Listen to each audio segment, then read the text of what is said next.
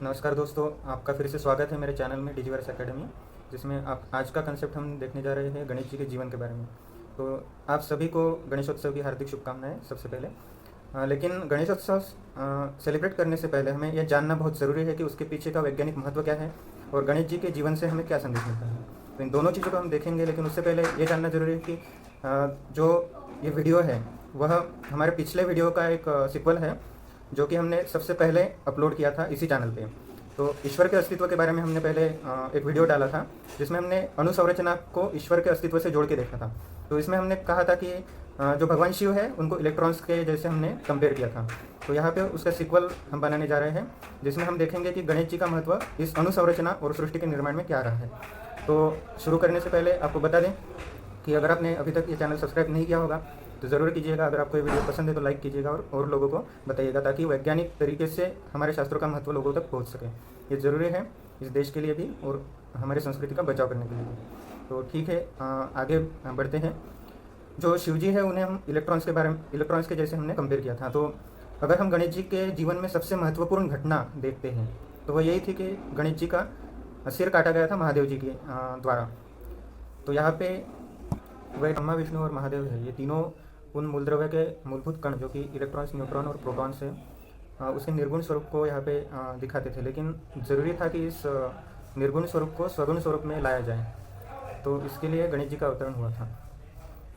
हम विज्ञान में एक कंसेप्ट देखते हैं कि स्थितिज ऊर्जा को जब गतिज ऊर्जा में परिवर्तित किया जाता है तो ही सृष्टि का संचालन ठीक तरीके से हो सकता है। तो इसी तरह ब्रह्मा जी को भी एक ऐसे घटक की जरूरत पड़ी जो निर्गुण तत्वों को सगुण रूप में साकार कर सके। हम अगर विज्ञान में एक और कंसेप्ट देखते हैं जिसे हम वैलेंस इलेक्ट्रॉन बोलते हैं, जो कि अणु की बाहरी कक्षा में रहते हैं। इलेक्ट्रॉन्स को हमने शिव जी बोला था और गणेश जी को हम यहाँ पे बोलेंगे जो बाहरी कक्ष के इलेक्ट्रॉन्स है, सबसे बाहरी कक्षा के इलेक्ट्रॉन्स, उन्हें हम गणेश जी बोलेंगे, जो कि भगवान शिव का ही अंश है। क्यों बोलेंगे? क्योंकि सृष्टि की शुरुआत यही से होती है, सृष्टि का जो विकास है वो यही से होता है। तो हम देखते हैं कि किसी भी पूजा, किसी भी आराधना, किसी भी प्रार्थना से पहले गणेश जी का स्मरण या फिर उनका नाम जरूर लिया जाता है। तो ये क्यों? क्योंकि उनकी भूमिका इतनी महत्वपूर्ण रही है सृष्टि के विकास में, सृष्टि के निर्माण में। अगर हम देखें तो जैसे गणेश जी का सिर काटा गया था महादेव जी के द्वारा, तो ये जो इलेक्ट्रॉन्स है जो बाहरी कक्षा में रहते हैं वह भेज दिए जाते हैं किसी और मूलद्रव्य के इलेक्ट्रॉन्स की तरफ, और यहीं से उत्पन्न होता है संयुग। और ऐसे कई कंपाउंड से ये सृष्टि बढ़ती जाती है। बस यही है कंसेप्ट, बिल्कुल सिंपल है कि जैसे किन्हीं भी दो मूलद्रव्य के अणु को आपस में जोड़कर अगर तीसरा संयुग बनाना है तो वैलेंस इलेक्ट्रॉन्स को ट्रांसफर होना पड़ेगा या फिर शेयर होना पड़ेगा। तो यही कंसेप्ट हम वैदिक में लगा के देखे हैं कि जैसे गणेश जी का सिर काटा गया था, वहाँ पे किसी और जीव का सिर वहाँ पे लगाया गया था। तो ऐसे किसी और मूलद्रव्य के इलेक्ट्रॉन्स इस मूलद्रव्य के अणु में परावर्तित किए जाते हैं ताकि तीसरा मूलद्रव्य या संयुग तैयार हो जाए। इसी से मिला था गणेश जी को पुनर्जन्म। और आज हम जो पूजा करते हैं, जो आराधना करते हैं, वो उन्हीं गणेश जी की करते हैं जिन्हें हाथी का सिर लगाया गया था। ये पॉसिबली सृष्टि के इतिहास में पहली प्लास्टिक सर्जरी भी थी, और ये अनमोल तोहफा भारत ने विश्व को दिया था, हिंदू धर्म ने विश्व को दिया था प्लास्टिक सर्जरी का। तो हम अभी ये देखेंगे कि गणेश जी का संदेश हमारे लिए क्या रहा है।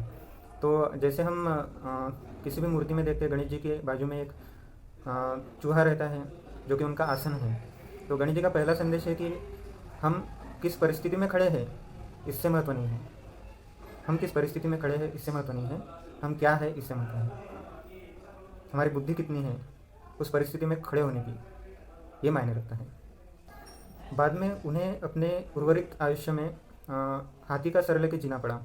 तो एक और संदेश यहाँ पे हमें मिलता है कि व्यक्ति किस पहनावे को धारण करता है इससे महत्व नहीं होता, महत्व होता है उस पहनावे के अंदर उसके पास कितनी क्षमता है, कितनी बुद्धि है और विकास करने के लिए कितनी सर्जनता है, इससे महत्व। तो गणेश जी का वाहन चूहा होने के बारे में हमने पहले देखा है, लेकिन इससे एक और संदेश मिलता है कि जो ईंधन है, ईंधन हमें हर जगह नहीं पर्याप्त हो सकेगा फ्यूचर में। तो हम क्यों ना हम साइकिल को अपनाएं या फिर ऐसे वाहनों को अपनाएं जो जिससे पर्यावरण दूषित भी ना हो और प्रकृति का संरक्षण भी हो। तो ये संदेश भी गणेश जी से हमें मिला है कि कम अंतर वाली जगहों के लिए स्कूटर या बाइक यूज़ ना करते हुए साइकिल यूज़ करना, क्योंकि उनका वाहन छोटा होने के बावजूद उनकी जीवन शैली ऐसी थी कि हर परिस्थिति में खड़े होते उन्हें देखा जा सकता है। तो इन्हीं क्षमताओं के साथ हमें ये सब गुण खुद में विकसित करने ज़रूरी है। ताकि हम संयम, विवेक और शक्ति के साथ जीवन का सामना कर सकें। यही आशा के साथ विदा लेता हूँ। जय हिंद,